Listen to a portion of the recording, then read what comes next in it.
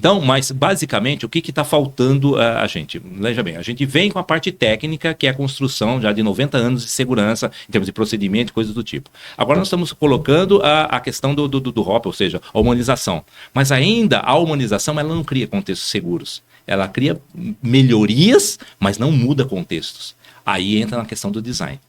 O design já vem sendo mencionado desde a época do Heinrich, da pirâmide. Se você pegar o primeiro volume do Heinrich, está lá em uma das páginas que ele indica, fala assim, ó, o design é muito importante para nós termos ambientes seguros. Então começa daí, então não é tão novo, né? Então, o que o design faz? Ele aproveita a experiência técnica, aproveita a experiência humanizada e coloca isso na forma de poder reduzir os custos futuros da empresa. Então, quando você faz o design, você analisa a construção, operação, manutenção, mudanças, descomissionamento. Quando você faz essa análise, tudo que você tem de perca lá na frente, você pode adiantar aqui como um investimento para não ter aquela perda. Então, a gente está falando de ciclo de vida do processo, e não somente mais processo, que normalmente a segurança é focada. Como é que eu vou fazer a coisa produzir? Não, como é que eu olho o ciclo de vida completo e rentabilizo isso agora no design. Um exemplo típico, você vai construir uma empresa. Normalmente, como é que se constrói uma empresa? Primeiro coloca a coisa grande. Depois bota a tubulação, passadiço, escada, etc. Depois você constrói o administrativo e finalmente o pátio de estacionamento da empresa. Aí se inaugura. O problema é que aquela coisa grande pode dar problema no futuro e você não planejou. Porque quando você estava montando, está tudo aberto. E agora? Como é que se tira? Então, o design começa disso. Como é que isso aqui vai ter um tempo de vida? Final do tempo de vida dela, como é que eu vou desmontar? Essa máquina vai durar 50 anos. Ou eu vou fazer manutenção. Ou 20 anos. Eu já tenho ou vai ter que ter uma manutenção a cada 6 meses. Eu vou ter que parar o processo. O que eu preciso? Manutenção, clássico. Eu vou montar. Eu tenho acesso a esse lugar? Olá, pessoal. Eu sou Alexandre Guzmão, da revista Proteção. Estou aqui para apresentar mais uma edição do Proteção Tendências. Hoje, diretamente aqui dos estúdios da Proteção na Animaseg, vou conversar com uma fera da segurança do trabalho. O cara acabou de lançar um livrinho muito legal, pessoal, que se chama HOP, Desempenho Humano e Organizacional. E nós vamos conversar com ele, Adilson Monteiro, que é engenheiro mecânico, engenheiro de segurança do trabalho, bacharel em Direito, tem pós em Administração de Empresas, MBA em Gestão de Negócios e MBA em Meio Ambiente. Nós vamos falar sobre HOP e vamos falar de outro assunto também, que é Design for Safety. Depois da vinheta.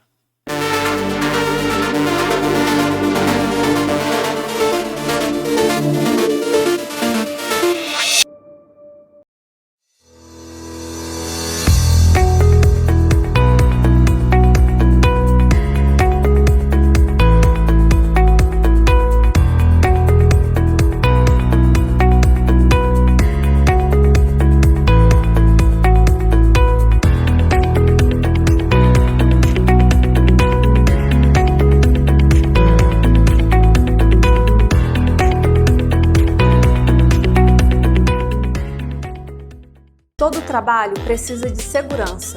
Por isso, existe um Marluvas para todos os riscos que você possa enfrentar. Seja eletricidade, queda de objetos, escorregamentos, umidade, corte, seja qual for o seu trabalho, Marluvas tem a proteção perfeita para você. Diversos riscos, uma proteção. Para ficar por dentro de todas as novidades, nos siga nas redes sociais. Marluvas, a força da história. Adilson, tudo bem? Obrigado por você estar aqui com a gente. Uma honra e um privilégio estar com você, Alexandre. Legal. Aqui, muito obrigado aí pela atenção, pelo espaço e por todo o carinho que eu tenho recebido de vocês. Que legal. Adilson, você estava lá na ESP Proteção, fez o lançamento desse livro, né? Sem dúvida. E eu queria que a gente falasse um pouquinho sobre, não só sobre o livro, mas também sobre o HOP, né? Que é uma... chama metodologia. É uma filosofia. Uma filosofia de trabalho que trabalha uma valorização do homem, né? Isso, dentro da organização, né? Exatamente. Explica então para... Bom, vamos falar primeiro do livro. Sucesso total, lá na feira foi... Sim. Você ficou com... Tendinite, né? Tendinite, Dort, saiu todo torto lá de tanto que assinou, autografou livros, foi né? Muito feliz. Teve fila para o pessoal... para você autografar todos os livros, foi um grande sucesso. Eu tenho acompanhado depois da feira também. O livro está explodindo aí. É um livro... Eu acho que é legal porque não é um livro, bem é um simples. livro de 100 páginas, né? Não é um Isso. livro daqueles de 400 páginas, que nem o do Fábio lá, que tem 1000 páginas e tal, Exatamente. né? Mas assim, tem o seu valor, mas isso aqui, em pouco tempo, você tem Sim. uma visão do que é o hop, né? Exatamente. Fala um pouquinho da ideia do livro e depois vamos falar sobre o hop. Então, perfeito. O livro, na verdade, é um resumo aí dos últimos 10 anos que eu venho trabalhando. É uma filosofia, né? É uma filosofia de trabalho onde você enxerga que hoje em dia a gente parte de um pressuposto que a segurança era muito comando e controle, desde os anos 30, 40, 50. Depois virou uma segurança de procedimentos, principalmente com as ISOs da vida, né? 45.000, 9.000, etc. Então, a segurança foi caminhando com esse pensamento industrial organizacional. E hoje nós temos uma tendência de valorização dos nossos funcionários e funcionárias na empresa. Criatividade, engajamento e todo esse... Hoje até retenção é um problema nas empresas. E aí tudo isso nos demanda que as pessoas precisam ter um ambiente de trabalho mais agradável para se trabalhar. O bem-estar cada vez está em alta. E, logicamente, isso reflete na segurança. E não é só mandar as pessoas fazer as coisas, mas também fazer com que elas participem de fazer bem as Envolver o coisas trabalhador no processo. e reconhecer o conhecimento tácito, né, o conhecimento da execução, e fazer com que eles tenham participação direta na empresa e especificamente na segurança. Então, os processos são criados em conjunto. Isso que a gente chama de um movimento de humanização da segurança. Então, o desempenho humano organizacional traz isso dentro de uma visão de uma realidade mais sociotécnica complexa. Ou seja, você tem a técnica ainda, mas você tem que agora agregar a sociologia, a psicologia, a antropologia, dentro de um pensamento de gestão da própria segurança. É isso que o livro busca trazer com seus princípios. Adilson, para uma pessoa entender bem, vamos lá, explica para uma pessoa de 6, né, o seu filho de 6 anos. Dá um exemplo concreto de uma ação envolvendo o hop que até pode ser um caso que você vivenciou, mais de um caso, para mostrar assim como é que funciona na prática a coisa. Olha, hoje, se você fala de segurança do trabalho, de uma forma geral para qualquer um, até uma pessoa que não trabalha ou não tem contato, ele vai falar, olha, é obrigação e se você fizer alguma coisa errada, você é punido. Né? É o inspetor de segurança. Exatamente. Assim, vamos lá, fiscalizar e tal, não pode, porque não pode, que a norma não permite. E aí você tem a chamada investigação de acidente. Acho que é o exemplo mais claro de segurança. Quando você fala de segurança, fala em acidente, você fala... É a delegacia de polícia, né? Exatamente. Nós estamos falando do delegado, do inspetor de segurança, e vira uma coisa tudo policialesca, né? Exatamente. E de bobear, o trabalhador vai para a cadeia. Sim, ou senão ele vai ter algum tipo de sanção, né? Não vai para a cadeia, mas perde emprego, às vezes, né? Então, é uma política baseada. E a vida, muitas vezes, né? Então, a segurança é taxada como uma coisa punitiva, uma coisa ruim, uma falta de liberdade, etc. Tradicionalmente, chama uma pessoa, fez um acidente, vai olhar o procedimento, fez desvios no procedimento e ali vai anotar. Normalmente a culpa recai no trabalhador por falta de atenção, por falta de seguimento do procedimento. No hop a gente estuda o contexto. Peraí, mas por que ele precisou sair fora desse procedimento? Aumentou a produtividade, ou a máquina não estava adequada. Porque 99,9% das pessoas que trabalham numa empresa, posso dizer uma coisa para você. Eles são extremamente comprometidos com a empresa porque eles querem crescer na empresa, eles querem receber o salário. Então, o que sobra não é nem terrorista e nem suicida. Então, você já taxar uma pessoa que precisou fazer uma adaptação no seu trabalho e por conta dessa adaptação, por falta de recurso ou falta, às vezes, de conhecimento, sofreu um acidente, você não tem que culpá-lo, mas sim chamá-lo para ser o seu consultor naquele acidente. Para colaborar com a construção, porque o acidente nunca é igual ao outro. Mesmo que seja do mesmo tipo de assunto, cair não é cair igual em todos os lugares. Então, quando você, no hop, nós identificamos o contexto. Como é que o contexto dirigiu aquele comportamento? E aí trabalhar nesse contexto. Ou seja, eu tiro a palavra quem errou para o que falhou. E aí eu estudo mais o que, porque se eu consigo melhorar o que falhou, provavelmente eu estou fazendo isso para toda a comunidade, tanto as pessoas que estão como aquelas que estão entrando, porque às vezes você corrige, por exemplo, como se fosse um fusível, né? Um fusível de um circuito, ou no nosso tempo, né? Agora fala em DR, hoje é disjuntor, né? Então você olha assim um curto-circuito, caiu o disjuntor, se for lá ligar, daqui a pouco cai de novo. Vai cair de novo, porque Trocar o problema não pessoas. foi resolvido, né? Então, culpar as pessoas ou combater o erro meio. Trocar pessoas é ligar o disjuntor. Exatamente. Cada vez que eu ligar o disjuntor, eu estou trocando Você não uma resolveu, pessoa, mas você não não resolveu o problema do o circuito. Se você identifica o problema no circuito, aí o disjuntor para de cair. Então, o Hop tem essa filosofia. Vamos analisar o circuito para que ele possa proteger as pessoas e aí qualquer um possa ir lá e fazer o mesmo trabalho, mas com aquele risco corrigido no processo, não em comportamento. Tem uma pesquisa, uma das várias pesquisas, mas uma da Harvard, diz o seguinte, que nós tomamos, na verdade, 35 mil decisões por dia. Desde que você levanta, acorda, até vai dormir, porque dormir você não está tomando decisão, só as puramente límbicas, né? A decisão vou dormir. Vou dormir. Conscientemente é isso. Das quais em torno de 20 mil são dadas dentro do trabalho. Então você imagina, 20 mil decisões sendo vigiadas por uma pessoa ou tendo um procedimento. É impossível. E tem uma outra pesquisa lá que diz o seguinte, que em torno de 80% a 90% das nossas decisões são inconscientes. Então, não faz sentido. Então, o que acontece? Ele fala que nessa pesquisa que se você repete uma coisa 66 vezes, ele automaticamente vai para o seu cérebro automático. Você para de prestar atenção.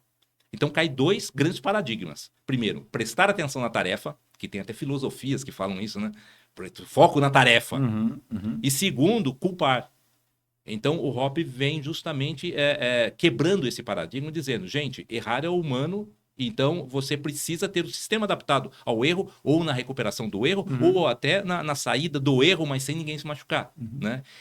E segundo, o processo ele tem que ser adaptado ao humano, e não o humano adaptado ao processo, que é dos anos 30, Fordismo, Taylorismo, que a máquina era o principal e o ser humano entrava como um anexo. Hoje se inverte. Hoje o ser humano é principal e o processo é totalmente adaptável.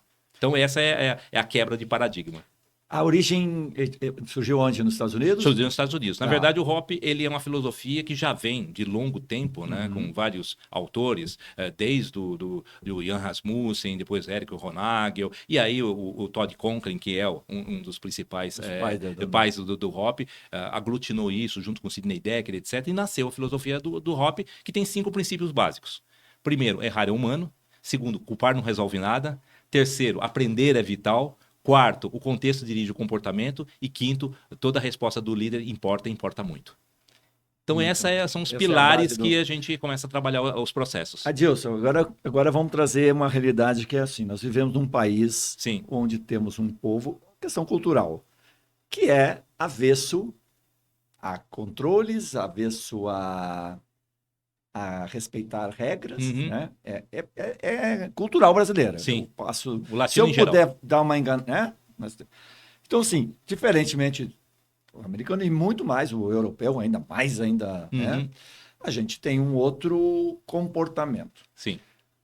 Quando eu aplico o Hop no Brasil, é diferente por exemplo, na Alemanha, por exemplo, o trabalhador como é que eu adapto isso? Como é que eu sensibilizo esse trabalhador de que isso é a favor dele e que ele tem que mudar o comportamento dele? Não, muito bacana a sua pergunta, Alexandre, porque uma das coisas que também a gente tem um foco muito no trabalhador. Certo. E aí existem algumas pesquisas que mostram que, na verdade, o grupo é que determina os comportamentos individuais. Claro. Então, se você fortalecer o grupo, para o grupo tomar uma decisão, esse grupo tem influência até nesse indisciplinado. Então, e não é simplesmente tirar o trabalhador para fazer o treinamento. E por que não o grupo fazer um treinamento? Porque nós estamos falando de uma relação de adulto baseado, chamado em andragogia, ou seja, conhecimento como o adulto aprende. E não pedagogia como a criança aprende. Quando você tira uma pessoa do grupo e tenta ensinar a ele, você está fazendo pedagogia. E ele vai querer testar onde? No grupo. Então, o Hop vem com uma filosofia onde a gente reforça o conhecimento do grupo que está trabalhando. E esse grupo pode ser muito próximo ou até distante. Você tem pessoas que trabalham em linhas de produção distantes, mas em algum momento eles fazem parte de um grupo. Então, se esse grupo for convencido que segurança é um valor importante e você, usando esses símbolos, mostrar que a liderança valoriza, que ele é valorizado, que ele tem tempo, ele tem voz, para poder dizer que as coisas estão erradas, porque a intenção final dele é o que é? Entregar o trabalho no final do dia. Eu já fiz experiências em empresas onde a ficha de produção era determinada de como fazer pelo grupo, não era o chefe. E eles falavam o que precisavam para terminar o dia com aquelas, sei lá, 1000 peças terminadas, 300, 400 peças terminadas. Falaram, preciso da máquina com isso. E essa valorização cria uma empatia desse grupo com as metas da empresa. Porque eles são partícipes, né? Toda vez que você é partícipe de alguma coisa, você ajuda a criar, você cria esse vínculo emocional. E isso é muito poderoso na segurança. Adilson, eu li o teu livro, eu gostei da filosofia, eu sou um engenheiro, sou técnico, eu sou um profissional de segurança, trabalho. Como é que eu convenço a minha organização a adotar isso? Como é que eu dou o livro para o diretor? Qual é a estratégia para... Porque assim, eu preciso de uma mudança da cabeça da empresa. Exatamente. Né? Olha, uma pergunta... que dica você daria para o técnico de segurança que trabalha numa empresa que não pratica e que ele se encantou pela forma e... Né? Olha, eu digo para vocês, isso é uma pergunta recorrente. Além de dar o cara comprar mais um livro e dar para o diretor dele. Olha, isso é uma pergunta recorrente e como o HOP sendo uma filosofia, não é diferente de uma ferramenta ou de um processo que você tem que implantar por completo. Certo. Você começa por onde está mais fácil. Tá. E o que é mais fácil é você mostrar que justamente a culpa e a punição traz mais prejuízo para a empresa do que necessariamente chamar essas pessoas para poderem agir de forma diferente e dar informação para aprender sobre o processo.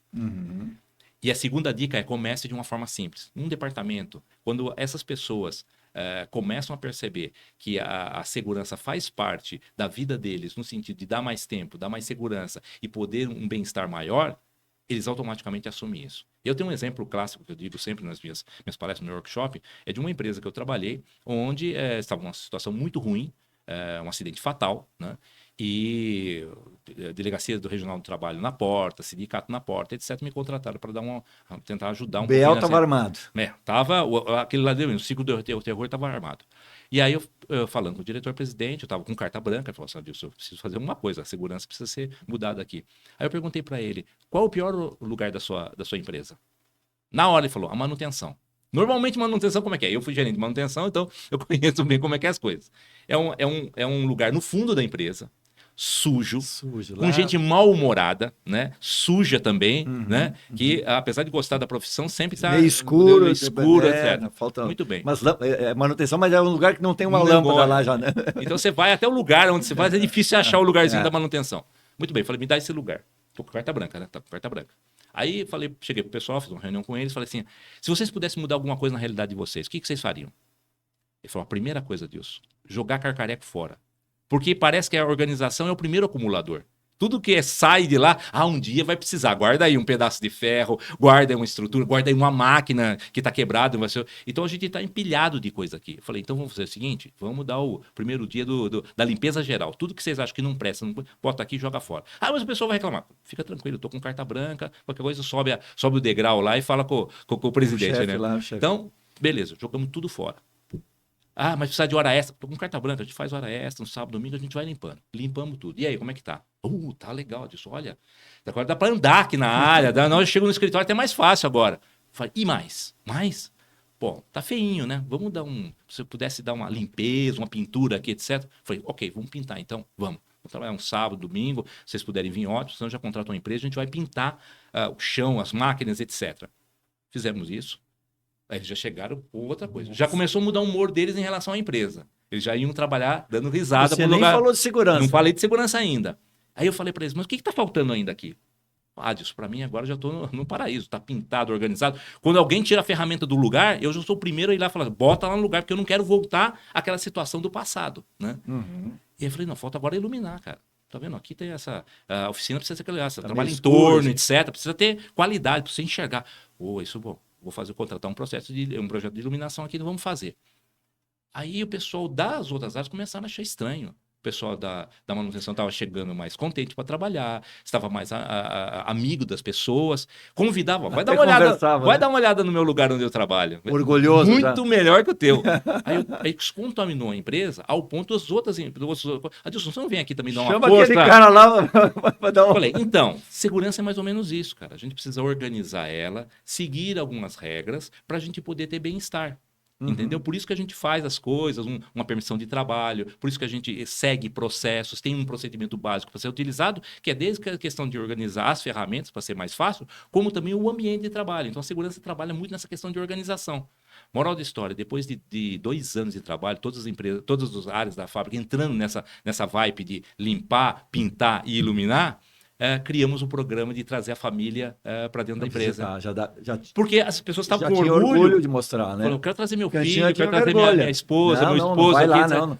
Meu pai vai naquele né? lugar. Eu não teria vergonha de trazer se eu estivesse naquele outro lugar. Claro. Então, você veja, pelo lado sentimental do grupo, o pessoal falou, e aí entra, e falou, então agora nós vamos falar mais de investigação de acidente, vamos falar de análise do evento. Vamos começar a falar, a vocês falarem o que vocês precisam e a gente vai estudar se é possível. Então, a empresa, olha, a gente tinha uma empresa que a gente ficava, normalmente, a 20º lugar no mundo, é uma multinacional, em termos de indicadores de segurança. Fechamos entre as 3 primeiras. E o pessoal falou, qual é o milagre? O que vocês investiram de dólares? Não. Foi as pessoas assim, entendendo que os grupos unidos numa boa causa, eles criam segurança, capacidade de segurança, mais do que você investindo só em tecnologia. E mesmo uma fábrica antiga, com máquinas antigas, prensas de alta capacidade, o pessoal, ao ponto de uma vez o vice-presidente foi lá, mundial foi lá, desceu numa máquina sem EPI e o próprio operador falou assim, você não pode. Aqui você tem que entrar com óculos, etc. Você tem que dar permissão, você está sem sapato de segurança. Ele achou isso tão fantástico. Advertiu o presidente. Publicou isso uma carta mundial, legal, que gostaria de trazer essas pessoas para o Brasil para entender o que é um espírito de segurança, um espírito de união numa empresa. E começou o quê? Limpar, pintar e iluminar. Feijãozinho com arroz muito básico. Então, minha dica é essa. E que o trabalhador começou a se sentir valorizado. E daí ele começou a ser ouvido também nas questões de segurança. Espiral. Aí as pessoas... Então, não se culpava mais as pessoas. Aprender mais com as pessoas. Aprender é vital.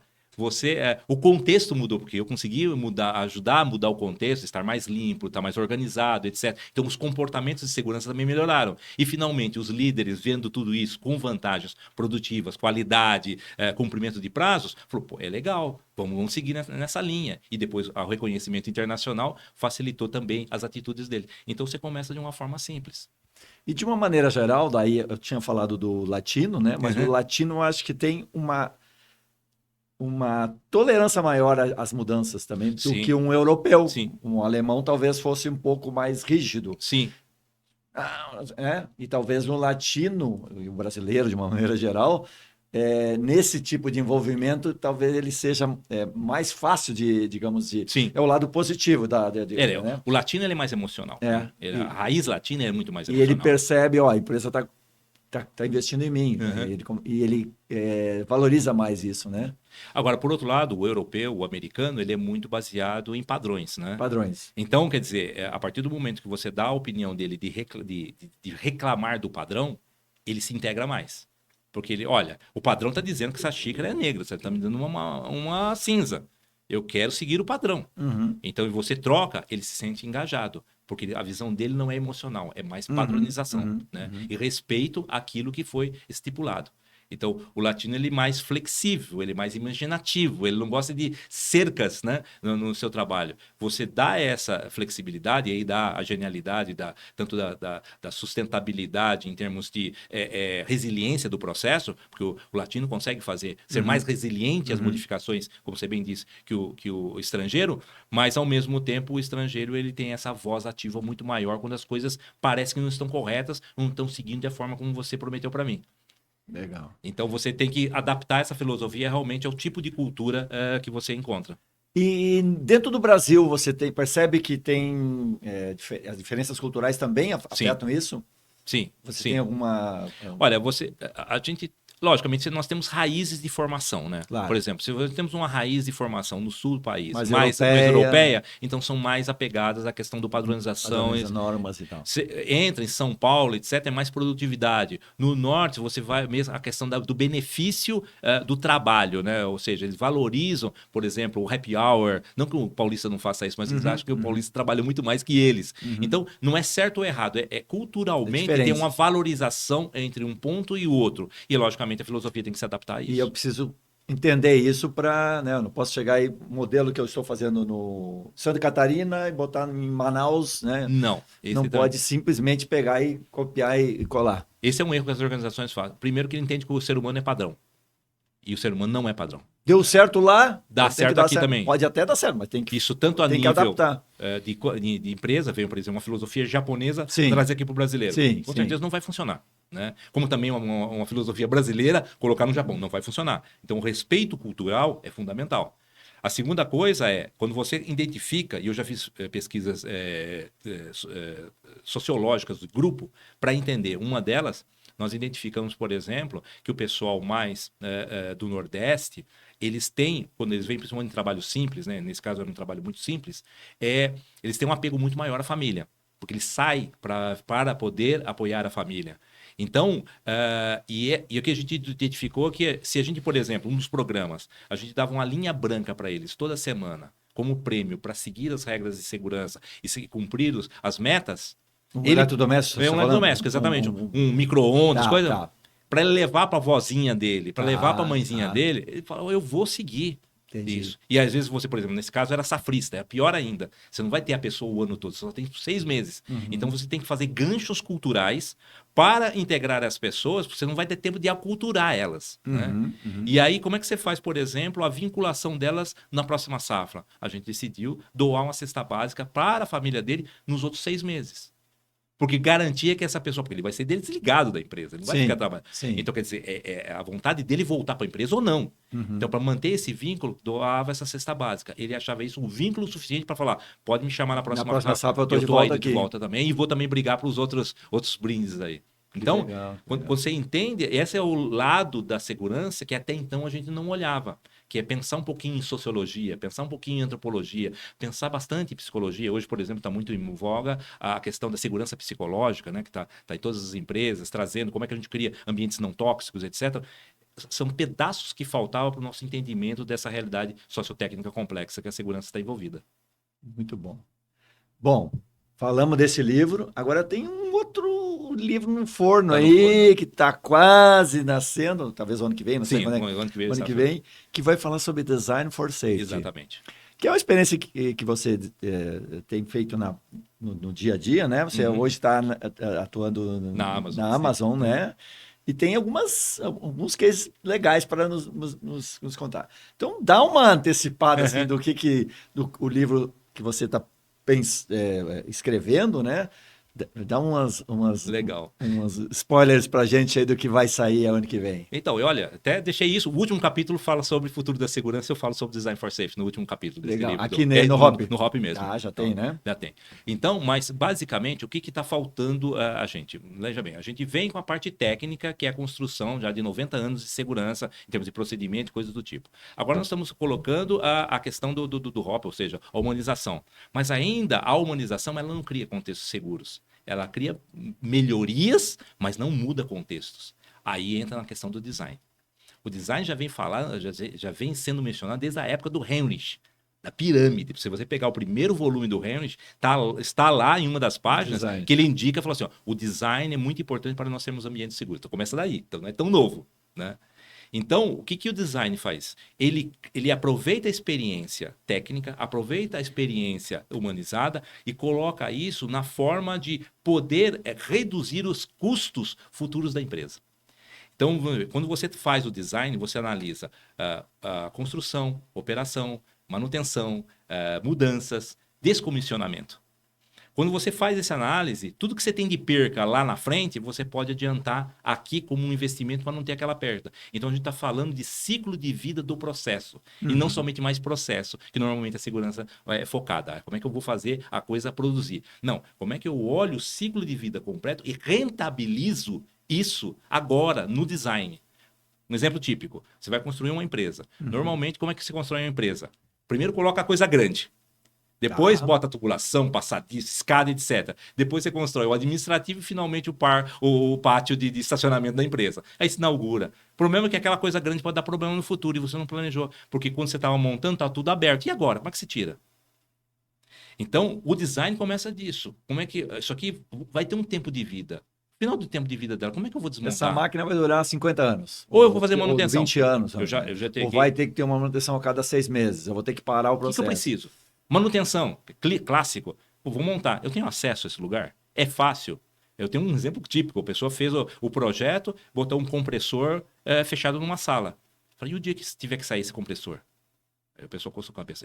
Tá complicado. A gente tira pelo teto. Falei, tá bom. Quanto custa um guindaste? 150 toneladas. Aonde vai parar? Tirar pelo teto. Quanto custa isso? Não é mais barato abrir uma porta e criar uma via vicinal você encontra, você vai um caminhão lá comum que tira isso facilmente? Quanto custa isso em relação a esse guindaste, etc, etc? Pô, custa muito mais barato. Então já vamos prever agora no design. Então, a saída de manutenção desse compressor vai ter que ter uma estradinha aqui que vai conectar com a estrada principal da empresa, vai ter um portão, porque agora eu estou construindo, é fácil. Lá na frente vai custar uma fortuna eu fazer isso, porque a fábrica toda está montando. Então, a filosofia do design é isso, é trazer todas as oportunidades de ganhos ou de evitar perdas no futuro para o valor presente e fazer projetos melhores.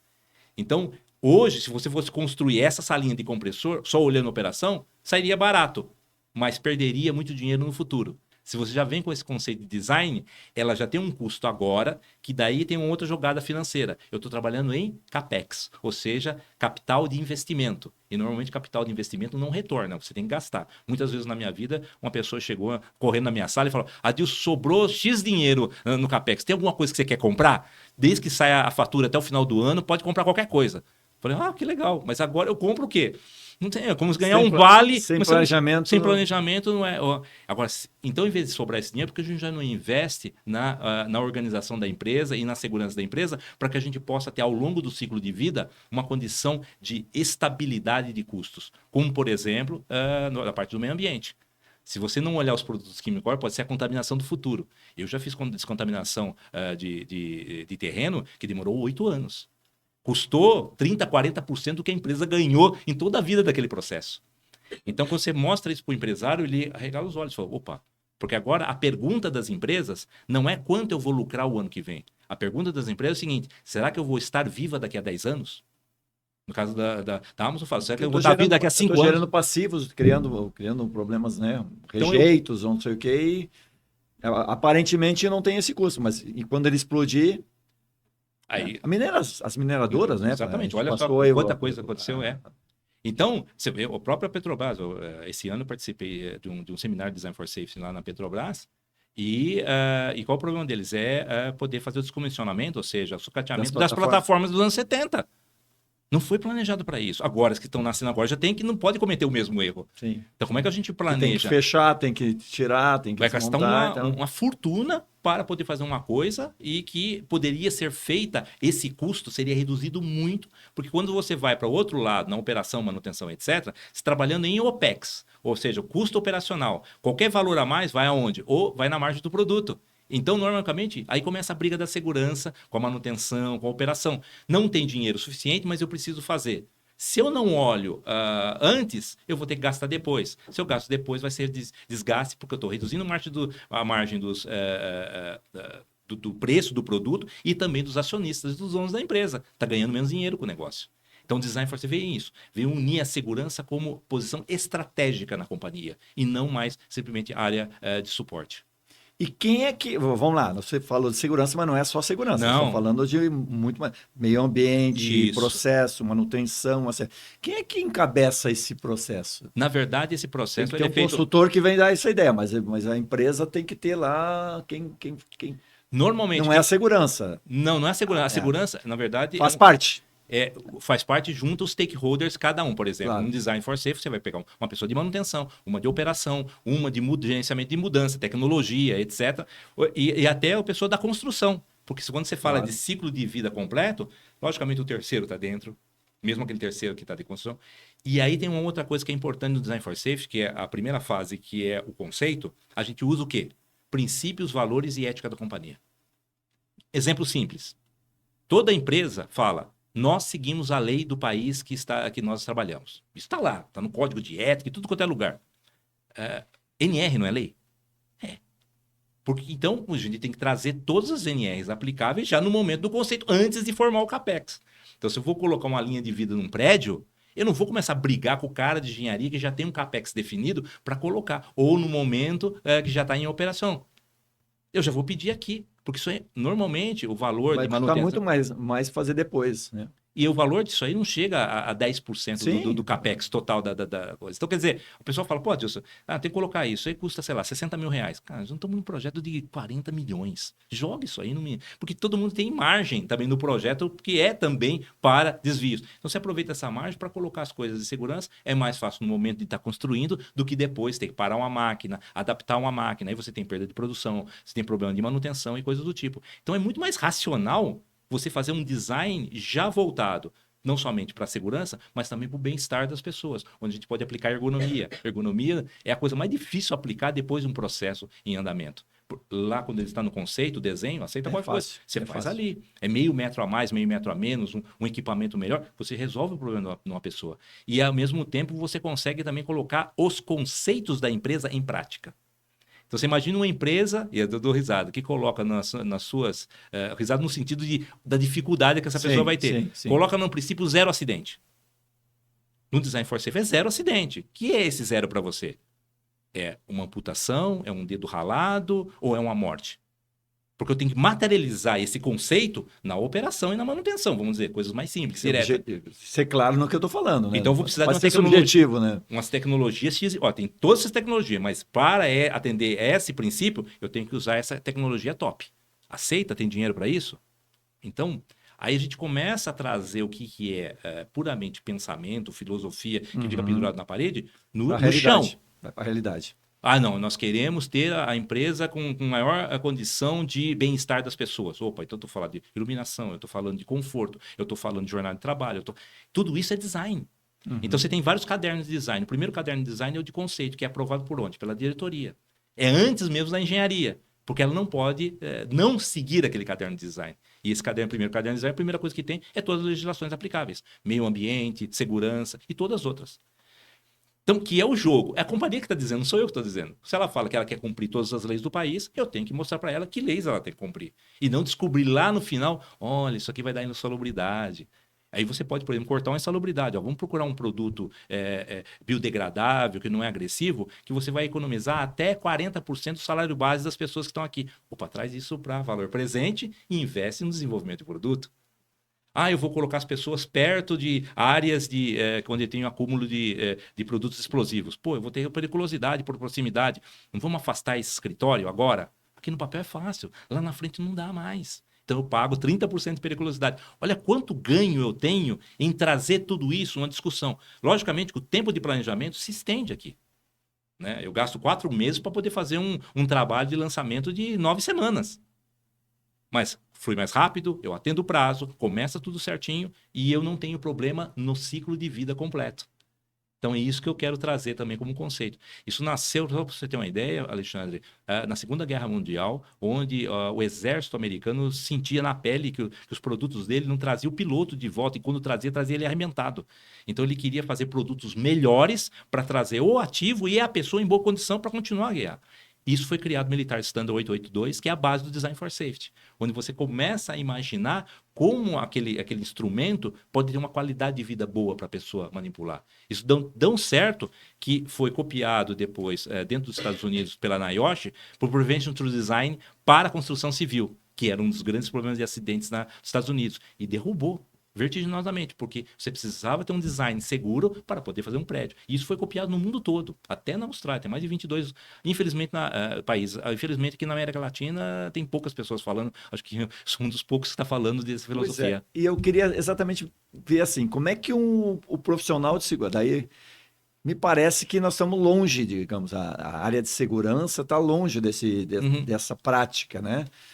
E me parece que é vital para a sobrevivência de muitos negócios. Vital. Só que o dono da empresa não sabe, né? Uhum. E como a gente tem uma segurança muito focada em normas e padrões e tal, isso é um discurso que ainda não colou, né, digamos, na maior parte das empresas. A necessidade de uma coisa chamada sustentabilidade está chamando os empresários a Sim. poder olhar outras coisas, né? Então, vários CEOs já falaram para mim o seguinte: Edil, você quer chamar minha atenção? Fala a palavra sustentabilidade. Na hora eu paro para te ouvir. Então, nosso discurso não é seguir lei. Nosso Sim, discurso, como é que eu exatamente. posso melhorar a sua sustentabilidade? E eu tenho feito palestras para empresários onde eu falo, não, quero falar com a diretoria primeiro, para depois descer. Porque Sim. se eles comprarem a ideia, Sim. agora, e eu já tive vários depoimentos assim, cara, como é que nós não fizemos isso antes? Chama a segurança aqui, vamos entregar. Porque a visão da segurança, lógico, quem tem alto, você conhece muito bem, a gente está no meio, quem é alto executivo, ele contrata esse trabalho de segurança. Sim, Contrata o sim, engenheiro, sim. o diretor de segurança, o gerente de segurança, porque tem uma visão legalista. Quando você mostra que é business part, ele quebra essa visão e fala, poxa, tem ganho aqui. Então, eu não quero saber nem como é que é, mas eu quero, porque eu tenho certeza que vou ter futuro com isso.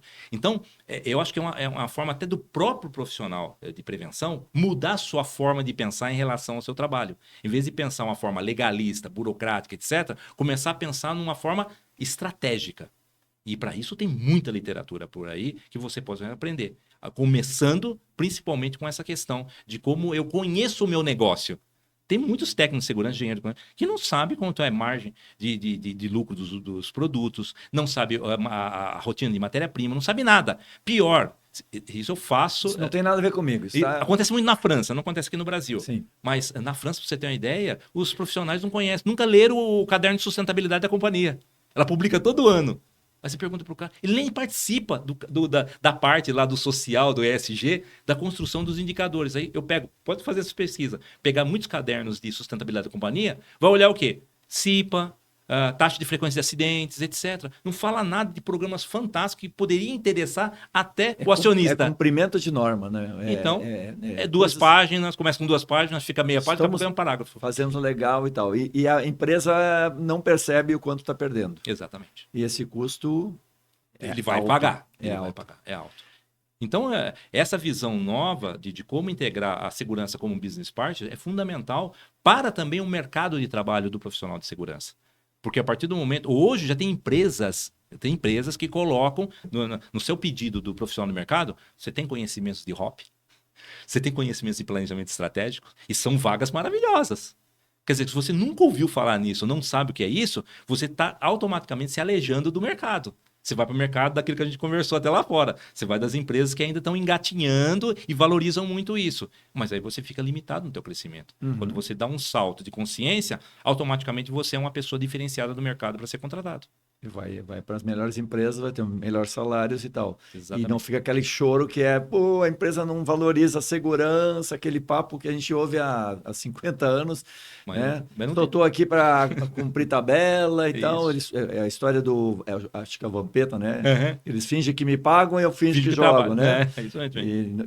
Pô, isso não leva a nada, né? Isso é uma mediocrização do nosso processo de trabalho. E, logicamente, a briga com ele não é com o cara de produção. Porque o cara de produção também está limitado nas suas possibilidades. Então fica uma terra, sabe, de cegos tentando um tentar dar paulada no outro. Tem que jogar luz nesse processo. Cara, o problema não é vocês. O problema é como você está nascendo os processos. Vamos nascer bem, ou quando modificar. Só para você ter uma ideia, os processos, em média, têm uma modificação a cada 5 anos, em média. Então, cada 5 anos você tem uma oportunidade de melhorar. O BNDES tem uma linha de financiamento, que você conhece bem, para máquinas aqui no Brasil. Agora é hora de fazer máquinas ergonomicamente, etc. Só que você não está lá sentado na mesa discutindo isso. Você está esperando a máquina chegar na portaria para você começar a trabalhar. Agora é hora de sair da portaria, ir lá para o carpete. E aí o pessoal fala, mas é difícil. Olha, acho que até hoje eu não vi uma pessoa recusar ajuda. Se você chegar na engenharia e falar, eu posso te ajudar, não vou te atrapalhar, mas eu vou te ajudar, deixa eu ouvir o que você está fazendo aí. E muitas vezes eu comecei por assim. Um tapetinho sujo no canto de uma sala, ouvindo os caras falam, tem um problema, isso é legal, tá? Nossa, Deus, é verdade, é legal. O que você está fazendo não pode ser feito. Se você quiser, eu te dou a orientação. Só dando um toque, não querendo interferir. Não, vem aqui, daqui a pouco eu estou sentado na mesa.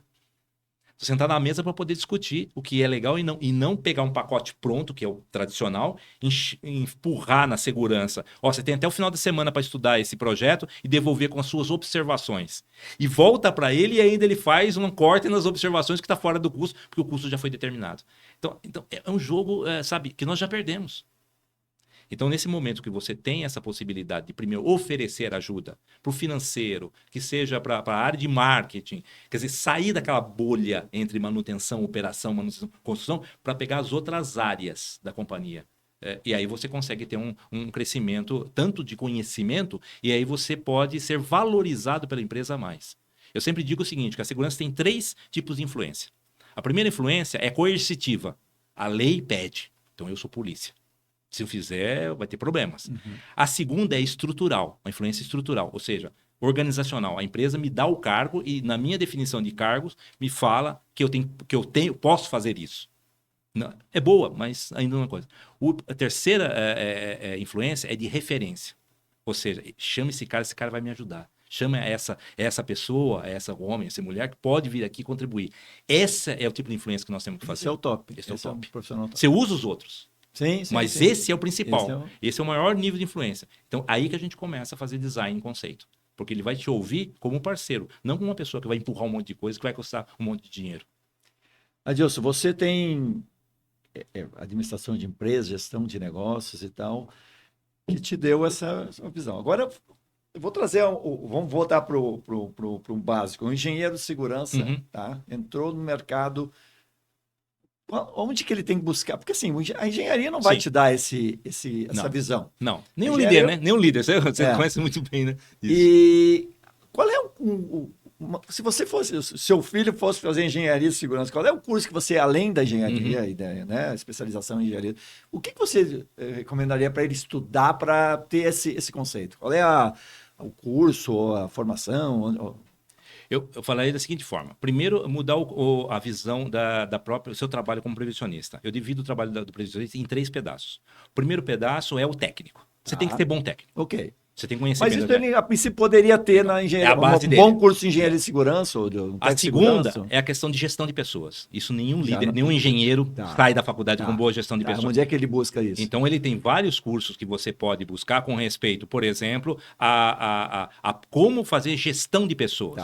Aí você pode, por exemplo, um dos que eu mais gosto, por exemplo, da Juliana Blake, que é o Safety Lab, que ela vai mostrar relação de gestão, de como é que treinar. Tem vários cursos de fatores humanos aí no mercado. Não precisa ser um curso superior, uma pós, um MBA. Não. Tem coisas que em uma semana o cara começa a despertar. E aí a gente vai praticar. Vai abrir uma coisa que nós deixamos de lado e agora está sendo mandatório. A gente falou sobre andragogia, aprender com a experimentação. Sim. Mas tem uma outra coisa chamada eutagogia.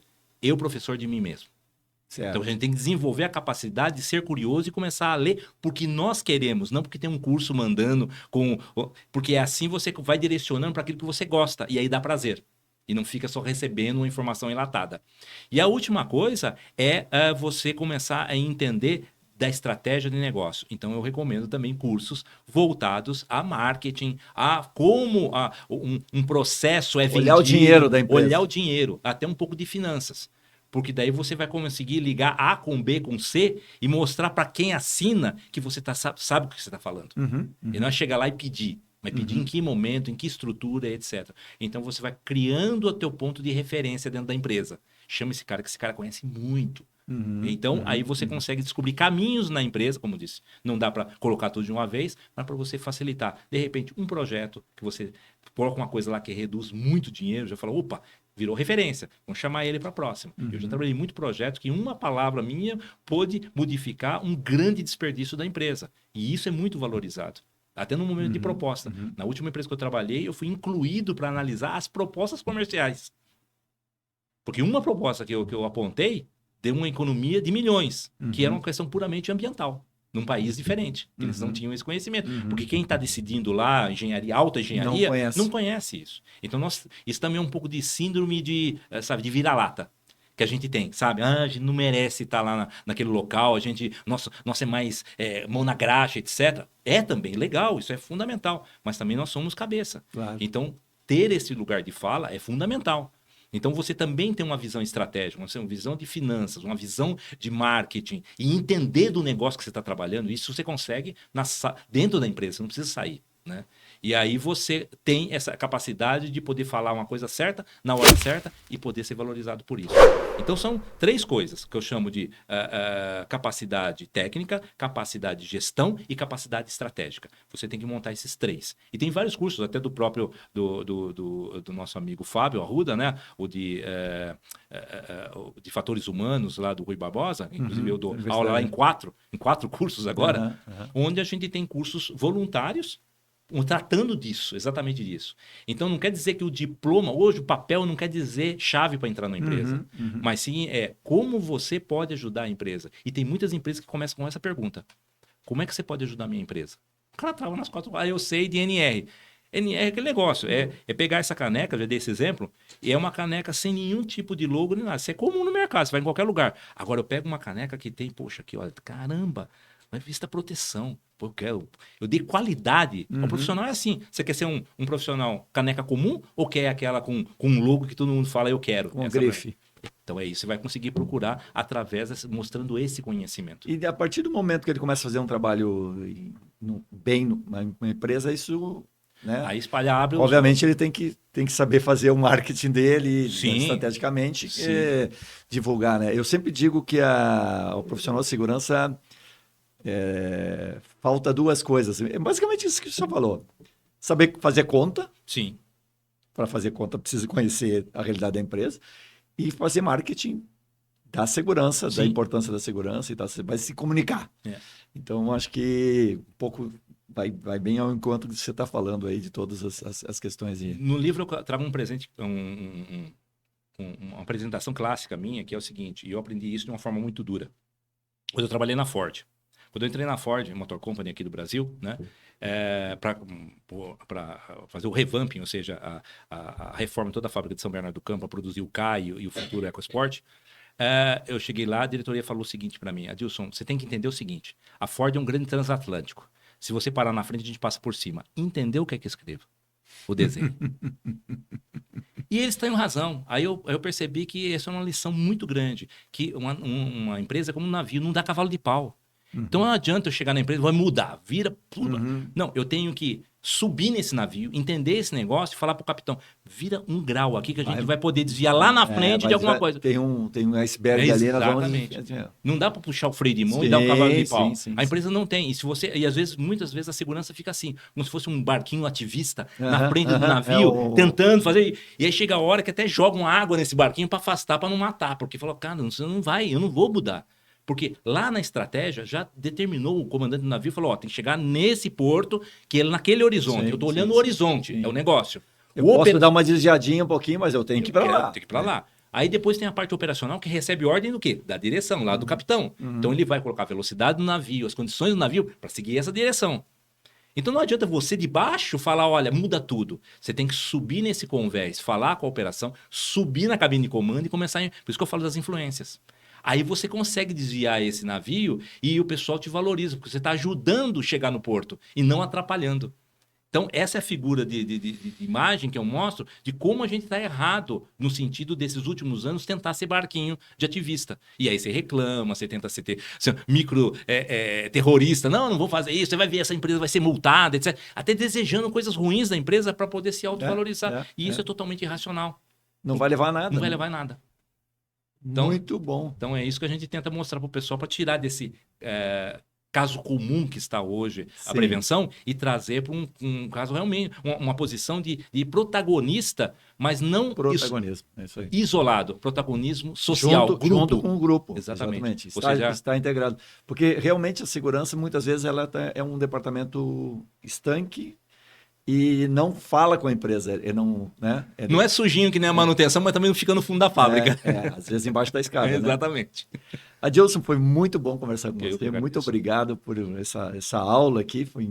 A gente falou sobre HOP, o Design for Safety e toda a sua experiência. Parabéns pelo livro. Obrigado. E ano que vem vamos ter essa nova edição aí. Espero que com o sucesso que você teve já no HOP. É mais pelos amigos dos pães de queijo que eu paguei, que o pessoal poder falar bem, entendeu? Obrigado, então. Tá bom. Obrigado. Pessoal, estamos encerrando aí esse bate-papo com o meu amigo Adilson Monteiro, esse profissional altamente reconhecido pelo seu trabalho. que lançou esse livro que é um sucesso, HOP, Desempenho Humano e Organizacional. Procure a editora Nelpa, meu amigo Fernando, está à disposição. Semana que vem a gente volta com mais um Proteção Tendência. Até lá, pessoal. Tchau, tchau.